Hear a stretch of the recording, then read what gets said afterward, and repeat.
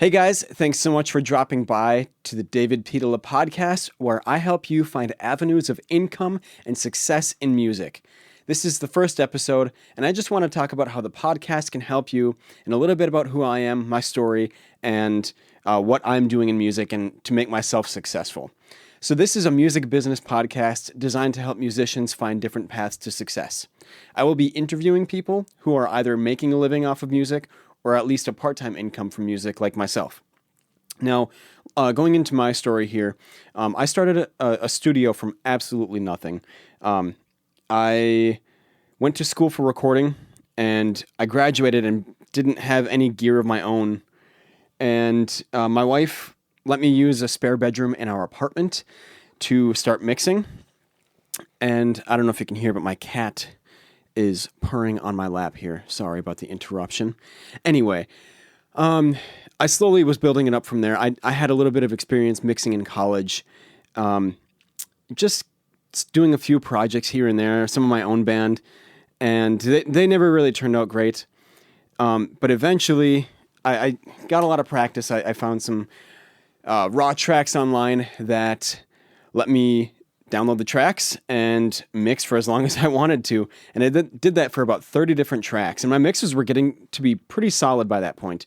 They still weren't professional quality to what I would consider like a good standard today for myself, but they were a lot better than when I started. You know, obviously song 30 was a lot better than song 1.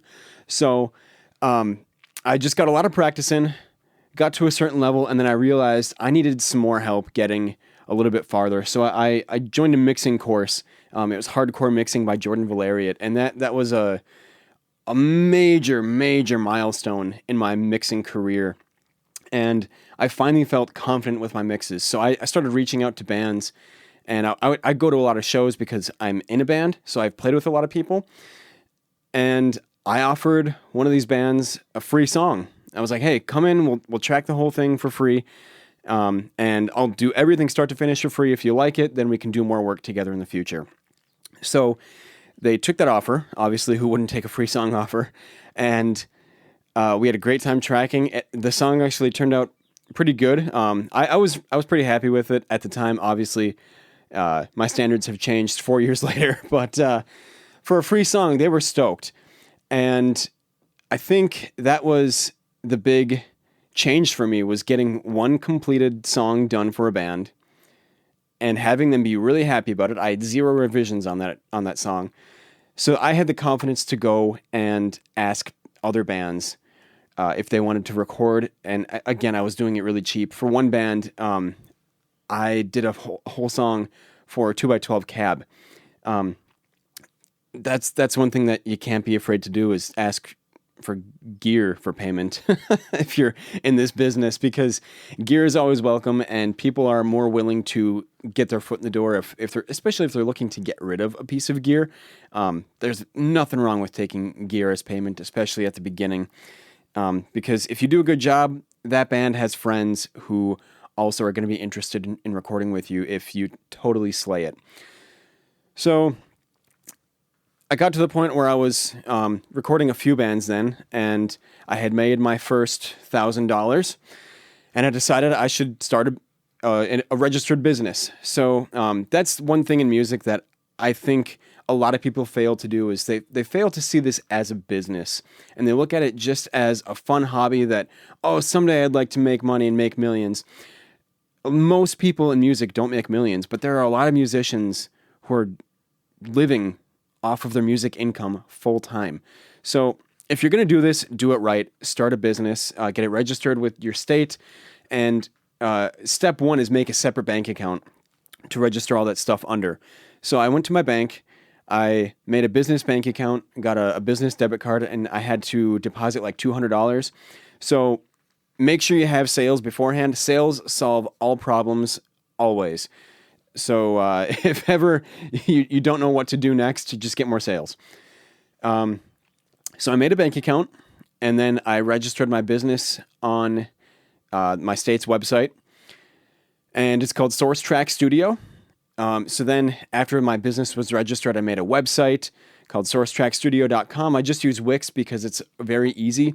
If a guy like me can figure it out, anybody can figure it out. So I highly recommend using Wix for your studio website or your band's website. They've got a lot of great tutorials, and it's really easy to get something cool and something that people are impressed to see.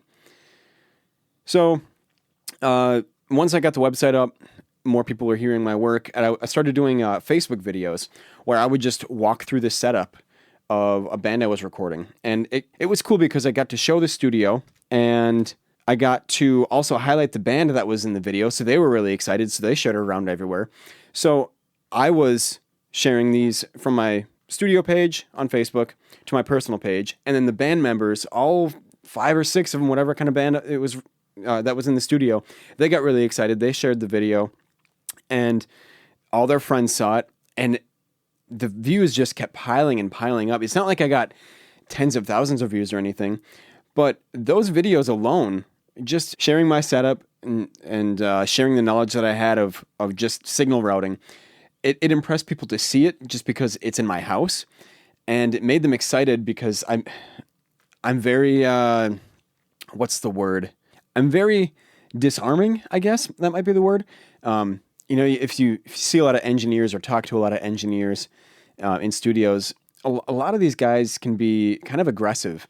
And on camera, I'm the total opposite. I love talking to people. I love just being around people, and I'm just kind of a talker. So that's one reason why I started this podcast. But people saw that, and I really try to be fun to be around too when I'm in the studio, because I want people to have a good time. And that makes a big difference. I've had so many bands tell me that they've recorded at 2 or 3 other studios and they just absolutely hated it. They hated the idea of having to come in and record. And then they came in here and they told me they didn't want to leave the studio because we were having such a good time. So people noticed that in these videos, and I got so many bookings from just those Facebook videos getting shared around, and people seeing the setup, seeing a little bit of who I am, my personality, and that I've got some nice gear, so it's not going to sound like garbage. Not to say that you can't make a good record with garbage gear, but the visuals in here go a long way to impress people. So then I just kept building and building. I worked plenty of 100-hour weeks doing lots of drum editing and mixing and a lot of tracking. So it just kept building from there. And last year I had worked on like 75 songs or something like that. And I made the most money I've ever made in my entire life. And that was a really cool feeling. This has become a solid 5-figure income that I can rely on for gear or personal expenses. If my wife wants to do a house project, I can take it out of the studio account, and that's just a payout to me personally, and it's my money. I can do whatever I want with it. I still do have to pay taxes, obviously. Don't do anything illegal, folks. But I think I'm not unique in the sense that I'm not the only person that can do this. This is just my story, and I know it's kind of a short one, but there's not really too much to tell except what I told you, and you just work a lot, really hard, and eventually it turns into something cool that you can be proud of and that you can do for a living. So that's the first episode. I hope you guys enjoyed it. Thanks for sticking around this long. I've got some great guests coming up in the next few episodes, and I don't really like to talk about myself a whole lot, but I just wanted to get this out there. I'll let you know that, hey, I'm doing this for real, and you can too, and I'm going to interview a lot of my friends who are just absolutely crushing it in the music industry today, and I'm looking forward to picking their brain, giving you guys some good tips and some good motivation to get out there, get up early, get some work done, and start pursuing your music dream finally. So that's it for the first episode. Thanks again for listening, and I will talk to you guys in the next episode.